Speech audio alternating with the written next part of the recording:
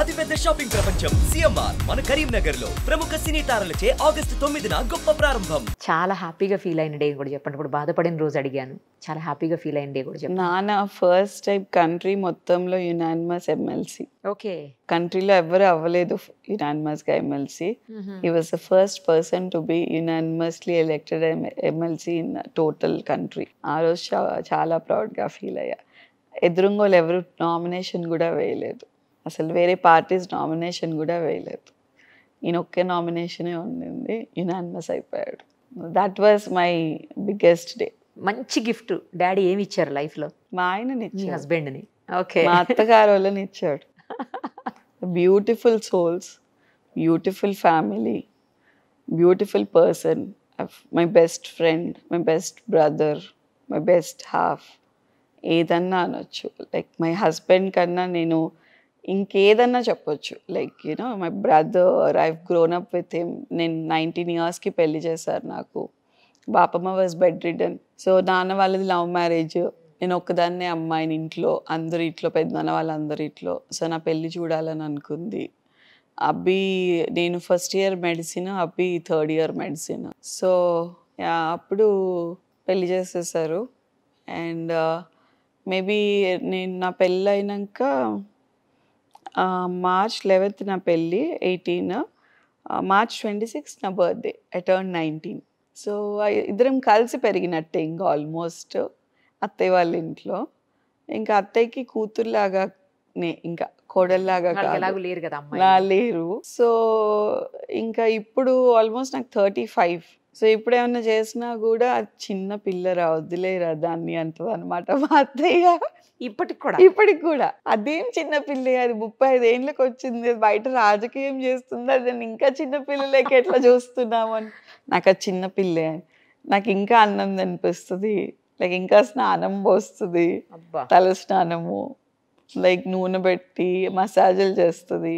Like నేను వెళ్ళే వరకు ఒక 10 చీరలు రెడీగా ఉంటాయి అన్నమాట. ఏం కావాలి బిడ్డ, ఏది తీసుకుంటావు అని. షీఈస్ ఎ స్వీట్ హార్ట్ అండి. నేను ఒక పాడ్కాస్ట్ కూడా చేశాను యూట్యూబ్లో. అంటే ఒక తల్లి కూడా చేస్తుందో లేదో నాకు తెలీదు. అది పర్కాల్ ఎలక్షన్ తర్వాత ఎప్పుడో అనుకుంటా, ఎలక్షన్ గుర్తులేదు నాకు, ఎలక్షన్ కానీ చాలా కష్టపడాల్సి వచ్చింది ఎలక్షన్ కోసం. సో ఎలక్షన్స్ అయిపోయిన తర్వాత ఒక 1 week గ్యాప్ వస్తుంది కదా కౌంటింగ్కి పోలింగ్కి మధ్యలో. పోలింగ్ హడావిడంతా అయిపోయినాక అప్పుడు నేను రియలైజ్ అయ్యాను నేను ప్రెగ్నెంట్ అని. అప్పటిదాకా 3 months కంటిన్యూస్గా తిరిగే టైంలో నేను రియలైజ్ అవ్వలేదు అసలు నా ప్రెగ్నెన్సీ గురించి. సో అప్పుడు చూసుకున్నప్పుడు నా ప్రెగ్నెన్సీ పాజిటివ్ వచ్చింది, శ్రేష్ఠ పాప కన్నా ముందు. సో పాప కన్నా ముందు. అండ్ అసలు అందరం ఎక్స్ట్రీమ్లీ హ్యాపీగా ఉండే, వెళ్ళాము, స్కాన్ చేయించుకున్నాము, everything was happy. But doctor ఏమన్నారంటే కొంచెం తిరగటం వల్ల వీక్గా ఉన్నారు, కొంచెం రెస్ట్ తీసుకోండి, ఫుడ్ అదంతా తినండి, ప్రొజెస్ట్రాన్స్ వేసుకోండి అని చెప్పారు. ఇంజెక్షన్స్ ఇచ్చారు, ప్రొజెస్ట్రాన్స్ మా ఆమెనే ఇస్తుండే రోజు ఇంజెక్షన్స్ అండ్ ఆల్. బట్ ఏమైందో తెలీదు, రేపు కౌంటింగ్ అన్నాక ఇవాళ సడన్గా నొప్పి స్టార్ట్ అయిపోయింది అనమాట. దాంతోపాటు బ్లీడింగ్ స్టార్ట్ అయిపోయింది. అసలు మీరు నమ్మరు, అత్తయ్య వాళ్ళ బెడ్రూమ్ అంతా బ్లడ్ అయిపోయింది. లైక్ ఆమె ఒక 3-4 చీరలు పెడతా ఉండింది, వస్తున్నా కొద్ది క్లీన్ చేస్తూ ఉండింది, నేను ఏడవటము. అసలు ఆమె ఏం చేయాలో తెలియక ఫస్ట్ పెయిన్ కిల్లర్స్, ఒక 2 పెయిన్ కిల్లర్స్ ఇచ్చి పక్కన కూర్చున్నాడు, తల ఒళ్ళో పెట్టుకొని కూర్చున్నాడు. ఆమె సేపు క్లీన్ చేసుకుంటూ, అబ్బి ఆమె క్లీన్ చేసుకుంటూ కూర్చున్నారు. సడన్గా ఒక పిండం ఇట్లా పడిపోయింది. దెన్ తర్వాత నొప్పిపోయి అప్పుడు అత్తయ్య టైట్గా ఒక బట్ట చుట్టి పడుకోబెట్టారు. ఆ టైంలో అసలు స్నానం చేసే ఓపిక కూడా లేదు, ఏడ్చి అన్నం తినిపించి పడుకోబెట్టింది. పడుకునేటప్పుడు అమ్మకు ఫోన్ చేయనా అని అడిగాను. వద్దు బిడ్డ, రేపే కదా, ఫీల్ అవుతుంది, చెప్పకు అని చెప్పింది. బట్ మా ఇంట్లో ఏంటంటే సెంటిమెంట్, నేను ఎదురు వెళ్తే తను యూజువల్లీ కౌంటింగ్ సెంటర్కి వెళ్తాం అనేది అమ్మకు అలవాటు. ఎప్పుడు నేను వెళ్ళి దీపం పెట్టాలన్నమాట. సో దీపం పెట్టాలంటే బ్లీడింగ్ అవుతుందా, పెట్టడానికి లేదు కదా.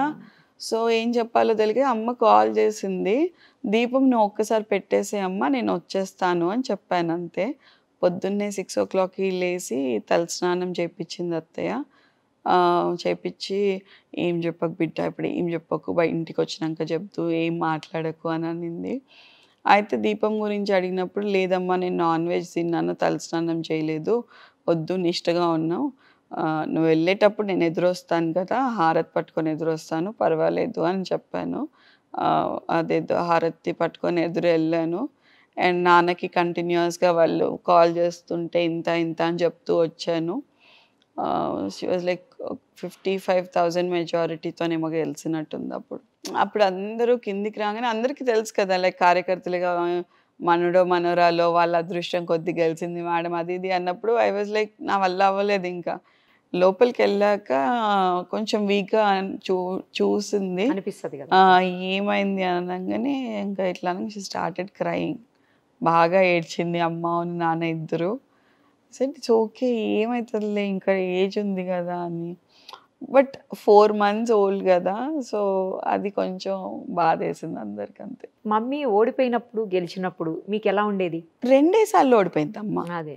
సో 2 సార్లు ఓడిపోయినప్పుడు ఫస్ట్ టైం ఓటమి అనేది గెలుపు అనే అంచుల వరకు వచ్చాం. ఓటమి లైక్ టిఆర్ఎస్ పార్టీ అంతా ఒకవైపు ఉంటే కాంగ్రెస్ నుంచి మేము ముగ్గురమే ఒకవైపు ఉండి చేసాం. 400 ఓట్లతో ఓడిపోయింది, 300 ఓట్లతో ఓడిపోయింది. సో ఓడిపోయినప్పుడు కూడా చాలా మంది కవిత గారిని వీళ్ళందరిని అడిగినప్పుడు కూడా చెప్పారు అది వైఎస్ఆర్సీపీ పరంగా పడ్డ ఓట్లు కాదు, ఆమెకి సొంతంగా వాళ్ళ ఫ్యామిలీకి పడ్డ, సో ఫ్యామిలీకి పడ్డ ఓట్లు. సో మేము దాన్ని పెద్ద అది తీసుకో, వాళ్ళ ఫ్యామిలీకి మంచి పేరు ఉంది అక్కడ, అందుకని పడ్డాయి. బట్ ఆ రోజు నేను ఫీల్ అయింది ఏంటి అని అంటే, సరే మేబీ ఇంత మంచి లీడర్ని ఒక 300 ఓట్లు మిస్ చేసుకున్నారు అన్న ఫీలింగ్ అయితే పీపుల్కి ఉంటుంది అని అనుకున్నాను. బట్ నెక్స్ట్ ఫస్ట్ మంత్ నుంచి వాళ్ళు ఫీల్ అవటం స్టార్ట్ అయ్యారు. అండ్ మొన్న పరకాలు ఓడిపోయినప్పుడు కూడా అదే జరిగింది మాకు. సో ఓడిపోయినప్పుడు ఇంటికి రాగానే ఒక హగ్ ఇచ్చేసి ఏం పర్లేదు, ఇట్స్ ఓకే, నేను 5 ఏళ్ళే కదమ్మా, హ్యాపీగా రెస్ట్ తీసుకో అని చెప్తా. అంతే. అదే చెప్పా, ఫస్ట్ టైం అదే చెప్పా, మొన్న అదే చెప్పా. బట్ నేను చెప్పా, నువ్వు ఎప్పుడైనా రిటైర్ అయ్యే ముందు వరకు మాత్రం నువ్వు ఎమ్మెల్యేగానే రిటైర్ అయ్యేటట్టు నేను చూసుకుంటా. నువ్వు ఓడిపోయిన నేను ఈసారి నించోనని నిందితాను. ఓకే, నన్ను నించోమని అడిగింది, నేను నించోనని చెప్పాను.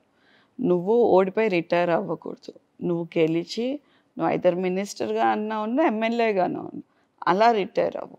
ఓకే. సో అంతేగాని నువ్వు ఓడిపోయి రిటైర్ అనేది సబ్జెక్టే లేదు ఇక్కడ, నేను ఒప్పుకునేదే లేదు. నేను చచ్చి చెడి ఏదైనా చేసి ఎంత కష్టమైనా బడైనా నేను గెలిపించుకుంటాను అని చెప్పి.